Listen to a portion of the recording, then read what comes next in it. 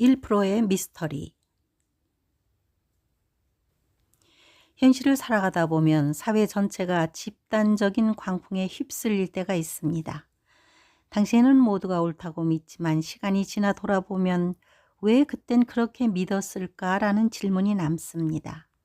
메타버스, 흰신, 광우병 논란. 모두 시대를 뒤흔든 이슈였고 많은 사람들이 그 소용돌이 안에서 방향을 잃었습니다. 그러나 소수의 사람들, 1%의 이들은 그 광풍 속에서도 흔들리지 않았습니다. 물론 정확히 1%라는 수치로 단정할 수는 없습니다. 그러나 편의상 이 글에서는 그 소수를 1%로 지칭합니다. 메타버스의 기억. 3년 전 많은 기독교 유튜버들이 가상 공간의 플랫폼인 메타버스를 향해 종말론적인 경고를 쏟아냈습니다. 이미 유튜브도 가상 공간이고 그것을 활용하고 있으면서 그런 주장을 했습니다. 물론 일부의 오용은 어느 곳에도 있기 때문에 그것이 전부인 것처럼 과장하는 것으로 보였습니다.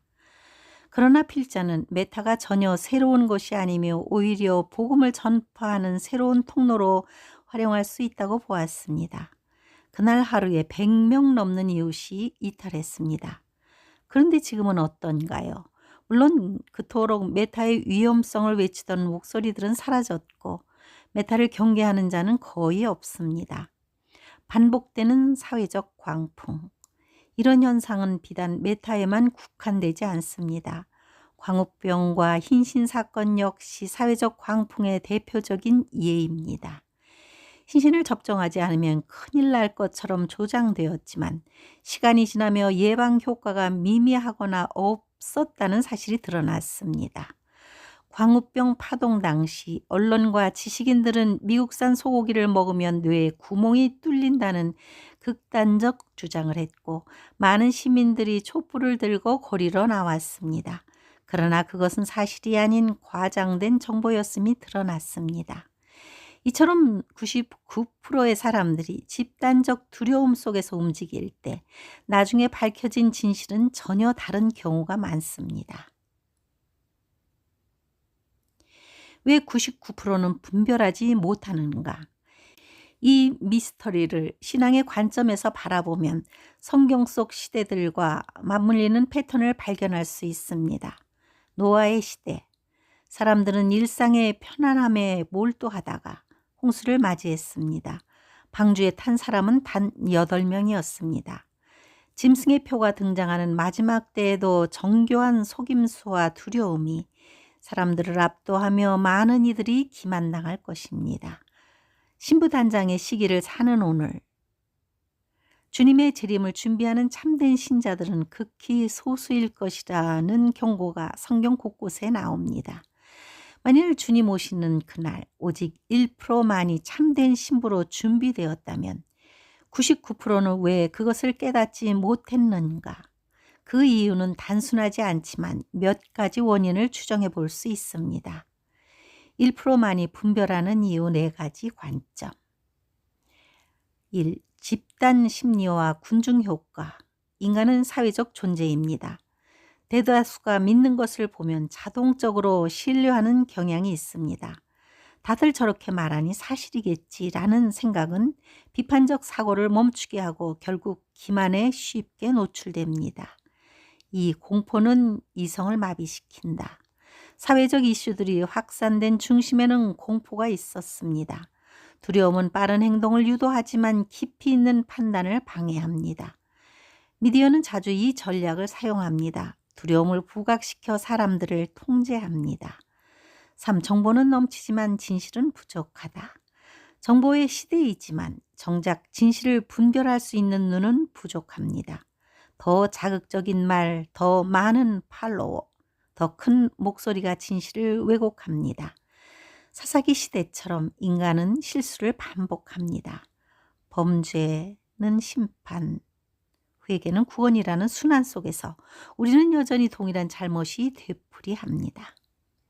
영적 분별력의 부재, 이것이 가장 본질적인 원인입니다. 하나님의 말씀과 성령의 조명이 없다면 아무리 많은 정보 속에서도 우리는 진리를 분별하지 못합니다. 라오디게아 교회에 주신 언약은 시대를 보는 분별의 눈이 필요하다는 상징입니다. 오늘날에도 성경은 여전히 유효한 해답을 제시하지만 그 말씀조차 편향되게 해석하거나 지식으로만 쌓는 경우가 많습니다. 반복되는 경고, 그러나 듣는 자는 적다. 성경은 반복적으로 경고합니다. 노아의 때에 된 것과 같이 인자의 임함도 그러하리라. 신부단장은 더 이상 교회 안에서 일반적인 주제가 아닙니다. 그러나 신랑 대신 주님은 지금도 오실 준비를 하라고 말씀하십니다.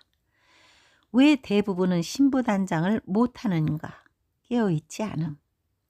기도와 성경은 해도 시대를 분별하는 통찰이 없으면 분별력은 흐려지고 결국 미혹에 빠집니다. 편안함의 안주. 언젠가는 준비하지 하는 영적 나태는 악한 종의 특징입니다. 현재의 안락함이 영적 감각을 마비시킵니다. 집단적 동조 심리. 하나님의 역사는 늘 소수의 길, 좁은 길에서 일어났습니다. 진리는 언제나 외롭게 시작되고 미혹은 화려하게 대중을 압도합니다. 지혜의 부재. 슬기로운 다섯 처녀. 충성되고 지혜 있는 종. 지혜 있는 자만이 깨닫는다. 주님은 신부단장에서 지혜를 강조하십니다. 지혜는 단지 똑똑함이 아니라 때를 분별하는 영적 민감성입니다. 이것이 신부단장의 핵심입니다. 결론적으로 지금은 신부단장의 시간입니다. 하나님은 언제나 1%의 사람들, 작은 무리, 예비된 신부를 통해 역사하셨습니다. 적은 무리여 무서워 말라. 너희 아버지께서 그 나라를 너희에게 주시기를 기뻐하시느니라. 지금 이 시대 우리는 어떤 무리 속에 있을까요? 대세를 따라간 99%인가? 주님의 뜻을 따라 준비된 1%의 신부인가? 이 미스터리는 아직 끝나지 않았습니다. 그리고 1%라는 사실에 두려워하거나 낙심하지 마십시오. 볼지어다 내가 네 앞에 열린 문을 두었으니 능히 닫을 사람이 없으리라. 이 열린 문은 휴거의 문이며 혼인잔치가 열리는 새 예루살렘 성의 문으로 예상합니다. 하나님께서 그분의 신부들을 위해 열어놓으신 문으로 아무도 닫을 수 없습니다. 빌라델비아 교회는 적은 능력을 가졌음에도 말씀을 지키고 믿음을 굳게 지킨 교회로 칭찬받았습니다. 하나님의 때에 열린 휴거의 문은 어떤 세력도 막을 수 없으며 충성된 자들에게 주신 들림이 확고히 보장되어 있음을 알려줍니다. 우리를 얼마나 사랑하셨으면 33년을 사람으로 사시고 손과 발에 구멍이 생겨서 죽기까지 하셨을까요?